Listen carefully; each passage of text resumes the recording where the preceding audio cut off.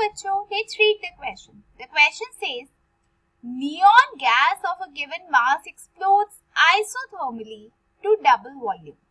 What should be the further fractional decrease in pressure so that the gas, when adiabatically compressed from that state, reaches the original state? तो चलिए सबसे पहले समझते हैं कि question में क्या गिवन है, फिर उसके बाद हम ऑप्शंस पे आते हैं। इसमें बोला गया है कि हमारे पास एक नियॉन गैस है, राइट, जिसका जो मास है वो कैसे एक्सपैंड कर रहा है, पहले आइसोथर्मली एक्सपैंड कर रहा है एंड इनिशियली अगर उसका वॉल्यूम V था तो अब उसका वॉल्यूम कितना हो गया, एक्सपैंड होने के बाद डबल हो गया। फिर पूछा गया है कि आपको ये बताना है कि कितना फ्रैक्शनल डिक्रीज होगा किसमें, प्रेशर में, so that the gas when adiabatically compressed from that state reaches the original state। तो देखिए क्वेश्चन में बोला है कि पहले जो नियॉन गैस उसको आपने आइसोथर्मली एक्सपैंड करवाया एंड उसका वॉल्यूम कितना हो गया, डबल हो गया। फिर आपने उसको एडियाबेटिकली क्या करवाया, कंप्रेस करवाया, सो दैट उसका जो वॉल्यूम जो पहले 2V हो गया था अब दोबारा से वो कितना हो गया, V हो गया। ओके, आपको अब ये बताना है फाइनली कि कितना फ्रैक्शनल डिक्रीज होगा प्रेशर में। ओके, नाउ ऑप्शंस की बात करें तो 4 ऑप्शंस है। फर्स्ट ऑप्शन बोल रहा है कि 1 - 2 raised to the power -2/3 answer होना चाहिए। ऑप्शन 2 कह रहा है कि 1 - 3 raised to the power 1/3 होना चाहिए आंसर। ऑप्शन 3 बोल रहा है कि आंसर होना चाहिए 2 raised to the power 1/3 and fourth option में बोला गया कि आंसर होना चाहिए 3 raised to the power 2/3। अब देखिए इसमें अगर हम सबसे पहले की कॉन्सेप्ट की बात करें इस पर्टिकुलर क्वेश्चन की, तो इसका की कॉन्सेप्ट देखिए क्या है।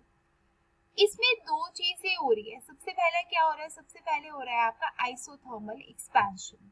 तो जब हमारा आइसोथर्मल एक्सपेंशन हो रहा है तो इस केस में क्या होगा, आपकी जो बेसिकली इक्वेशन होती है वो क्या होती है, वो होती है PV is equal to constant. कितना होता है, PV is equal to constant. Okay, and उसके बाद क्या हो रहा है, उसके बाद फिर हमारा एडियाबेटिक कंप्रेशन हो रहा है, राइट। फिर क्या हो रहा है, हमारा एडियाबेटिक कंप्रेशन हो रहा है एंड इसमें क्या होता है, इसकी अगर हम इक्वेशन की बात करें तो इसकी इक्वेशन क्या होती है आपकी, PV raised to the power gamma is equal to what, is equal to constant। Okay, and यही चीजें हमारे इस पर्टिकुलर क्वेश्चन में अब यूज होने वाली है। ओके, नाउ सबसे पहले बात करते हैं हमारी इसमें आइसोथर्मल प्रोसेस की। मतलब सबसे पहले हम बात करते हैं कि जब एक्सपेंशन हो रहा है, राइट, तो उस केस में क्या हो रहा है, उस केस में हम इसकी पहले बात करते हैं।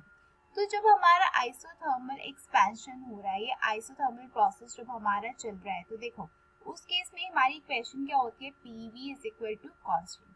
तो मतलब आप यहाँ से ये लिख सकते हो कि P1 V1 किसकी इक्वल होगा, आपका P2 V2 की इक्वल होगा। अब देखो जो इनिशियली प्रेशर है वो कितना है आपका, हम P1 ले लेते हैं एंड इनिशियल वॉल्यूम V था एंड फाइनली जो वॉल्यूम है वो क्या हो रहा है, डबल हो रहा है वॉल्यूम। तो यहाँ से आप ये लिख सकते हो कि आपके पास जो P2 आया, P2 कितना आ गया आपके पास, P2 आ गया आपके पास P1/2। ओके, ये हो गई आपकी इक्वेशन नंबर 1। इक्वेशन 1 लिख लेते हैं हम इसको इस तरीके से, right. Now let's move on to the next process. अब जो प्रोसेस है वो क्या है, that is your adiabatic process, right. कौन सा प्रोसेस है, अब आपका एडियाबेटिक प्रोसेस। अब अगर आप एडियाबेटिक प्रोसेस की बात करो, इसमें क्या होता है, इक्वेशन क्या है आपकी, PV raised to the power gamma is equal to constant। अब देखो पहले जो वॉल्यूम था वो क्या हो रहा था, V से हो रहा था 2V। अब अगेन जब कंप्रेस किया तो अगेन वो दोबारा से क्या हो गया है, V हो गया है। तो यहाँ पे आप इक्वेशन क्या लिख सकते हो, आप लिख सकते हो P3। अगर हम फाइनल प्रेशर P3 ले लेते हैं तो क्या हो जाएगा, P3 2V raised to the power gamma। ठीक है, आप दोबारा से क्या आ रहे हो, वापस आ रहे हो, तो कितना हो जाएगा, P1 V raised to the power gamma। यहाँ से आप देखोगे कि इतना आ गया है P3 into 2 raised to the power gamma is equal to what, is equal to P1। तो यहाँ से जो आपके पास फाइनली P3 आ गया वो किसके इक्वल आ गया आपके पास, that is basically P1 into 2 raised to the power minus gamma, right. ये हो गई आपकी इक्वेशन नंबर 2, राइट। ना यहाँ से आप देखो क्या है, यहाँ पे हमारे पास जो है आपका कंप्रेशन वाला हो गया, आपका एक्सपेंशन वाला प्रोसेस हो गया। अब हमें क्या निकालना है, अब हमें निकालना है यहाँ पे फ्रैक्शनल डिक्रीज। ठीक है, कि कितना फ्रैक्शनल डिक्रीज हो रहा है। अब हमें वो चीजें यहाँ पे फाइंड आउट करनी है, एंड वो चीजें आप यहाँ पे कैसे फाइंड आउट कर सकते हो, क्या फॉर्मूला लगाओगे, आप लगाओगे P2 माइनस